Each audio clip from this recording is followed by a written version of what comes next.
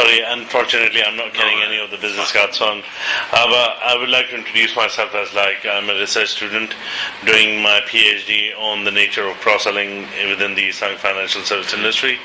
The reason why I'm doing this research is because I think 4 years back I was looking into the retention policies of the Islamic banking financial industry, how they retain customers. So I was trying to look into as many academic articles as I could, and then I happened to study few conventional journals and academic articles regarding retention. Also, I came across this cross-selling thing as a strategy that the conventional banking industry is using in order to retain customers. And then I was intrigued and I wanted to explore the same within the Islamic financial industry, but I couldn't find even a single, and when I say not even a single academic article on how cross-selling is existing within the Islamic financial industry. So it kind of rather motivated me, intrigued me that I should look further into doing research on this topic. So that's one of the reasons why I'm here. By the way, I noticed, and I just had one question, if you allow me to ask it. Just I was thinking. Yeah. So because by the way, I've been working with conventional as well as Islamic. Yeah. So I was working for one of the very big financial institution, Islamic financial institution, which is a multinational organization, as well as the other banks, either only working for Islamic or Islamic. But the point is that when I see that you are talking about cross-selling in Islamic, but cross-selling as a cross-selling is not kind of a neutral activity or a neutral topic, regardless it's Islamic or conventional.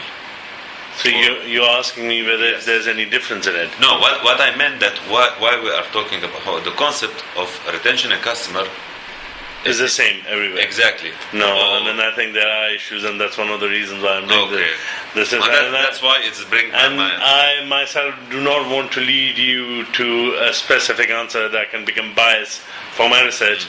So I will definitely would love to answer you, but once we finish with our with our interview, if that's all right with you. I mean, you have to understand there are ethical issues, there are structural issues, there are so many other issues which also affects cross-selling. I mean, whether it's from product side of view, there's a lot of documentation that is required when you are selling Islamic products as when you're selling a conventional product. So it's not only one, but and also from the ethical, from the Sharia perspective, there are many issues. This is what I was about to say. That about the documentation, let's put the documentation aside, because when we talk about cross-selling, it's a concept of cross-selling. Yeah. So matter that I'm coming to sell you, for example, one of the products, and then while discussing or while I'm trying to sell you other products which may fit within your need as an organization or individual or but the point is that it's a matter of so documentation, let's put it aside, but if you go, as you mentioned, about ethics, in my opinion, it should be always, we should have proper ethics in our business, regardless we are dealing with I was more specific with the cross-selling. There are ethical issues when I'm only specifically talking about cross-selling.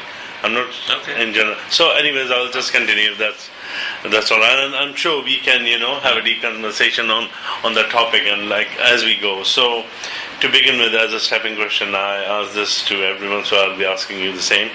How will you describe the present condition of the Islamic financial service industry? Do you think it's growing? Do you think it's in a struggling stage? How is it like? How would you define the present condition of the Islamic financial service industry according to your experiences? Well, for me, I think that Islamic financial, it's one of the, if we're talking about the financial market, so Islamic products are one of the products which is used in the tool of the financing. So if the entire economy is affected, so consequently it has its impact on the Islamic same if things are moving ahead, so definitely the same will be affected in a positive way. However, in my opinion, with my experience, in 2008, I read one article that in 2008, when the financial crisis happened, it was noticed that the Islamic real financial structure, Islamic financial instruments and products, they were not affected badly as it was with the other Conventional, yes. because the concept of the Islamic is that there is always an underlying asset. Yeah. So at any point of time, the presence of an underlying asset may compensate or absorb some of the risk or the loss which may be impacted. So that's reduce the impact on the things. And plus, moreover, you are not, as long as there is one asset, so there is always one finance. Yeah. However, in conventional, no, you can make from one asset different kind of like the derivatives. Yeah. So that's why it's when it's impacted this asset, so it has a chain of impacts. While I think in Islamic it didn't have this. Yeah. So, and I think that's why it attract more attention to the Islamic products, and we can see a lot of countries that in the Europe they are looking more into the Islamic structure. Islamic finance. Sorry.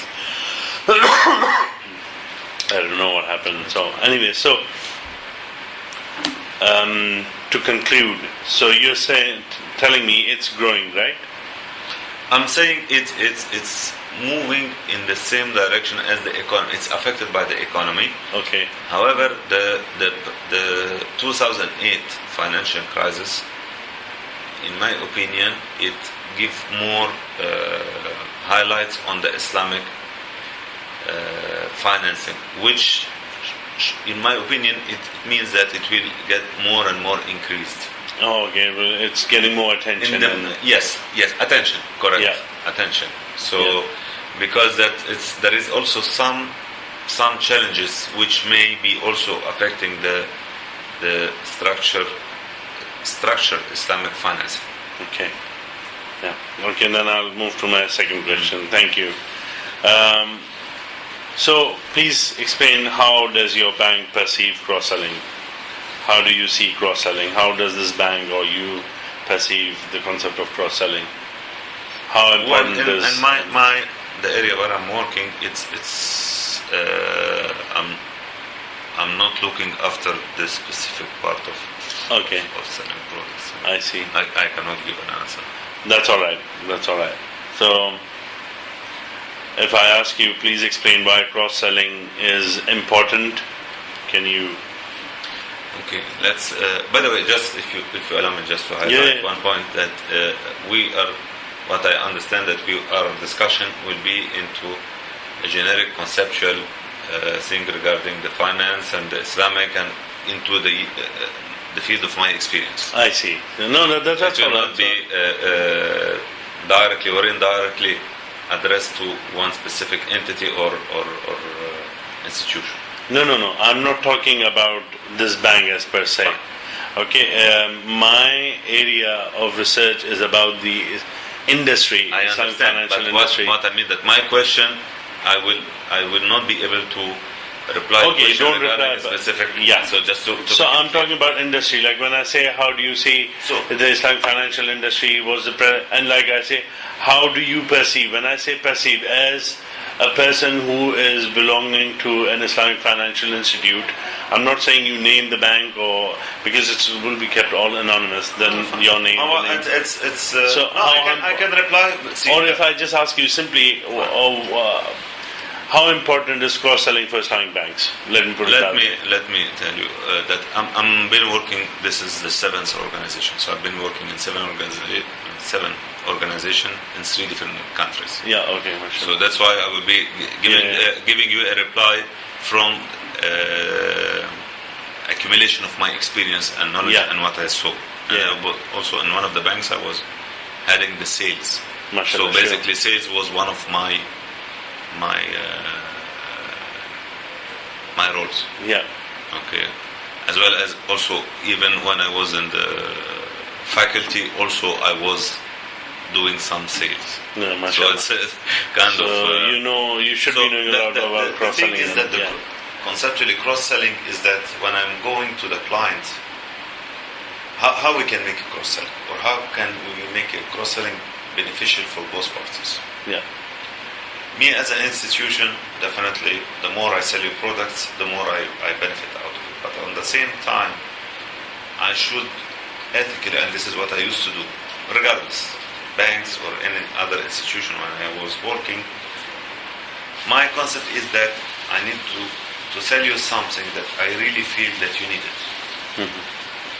So in ethical way, I should offer you something that really I feel that it will give you benefit, Yeah, true. and you will benefit out of it.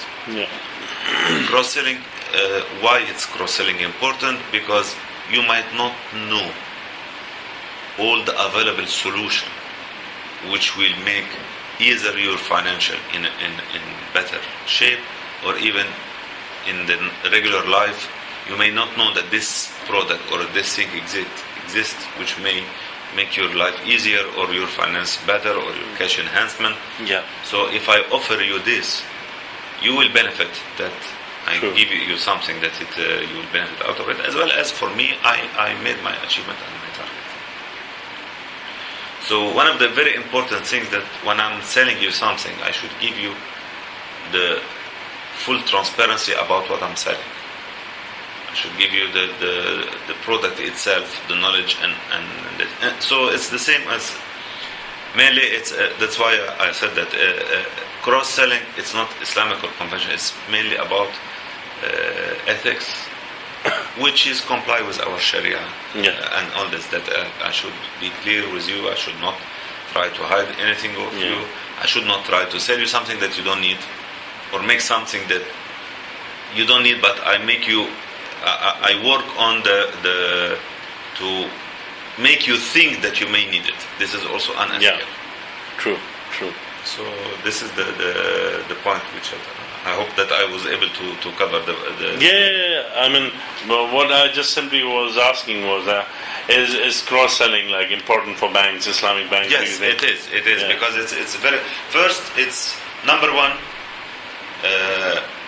When you cross-sell to the clients based on your proper analysis of his needs, Yeah. and the way I was approaching clients when I was in the sales, for example, I don't come to you and tell you, look, I have this and this and this and this and this. No, I sit with you. Tell me about your goods Need. cycle, Yeah. your financial structure. What is your cash flow? What is the turnaround of your goods? Mm-hmm. What is the cycle of it takes from you to get the goods and all this? So when I understand exactly your business, Then and then I will be able to offer you. Okay, here I can offer you this product. Here I can offer you this product. Here I may tell you, okay, why don't you do it in a different way? And by this way, first I build a confidence between me and you. So you will become more and more confident that this person, which is representing this institution, he is offering the right thing to me. Yeah. So consequently, it will make the relationship more stronger. True. I can give you an example. In one of the institutions where I was working, I had the same discussion with the client, but this case was a little bit different. The client didn't have the proper utilization.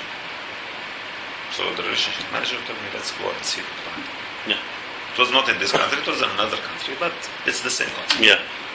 So I went and talked to the client, and I asked him, okay, we discussed and all this, and I don't know why you are not communicating banking with us. I know you are your market size, what are you are dealing, so it's not a small client. So you cannot be just not banking. No, you are banking, but banking with other banks, not with us. So what's the problem? So he told me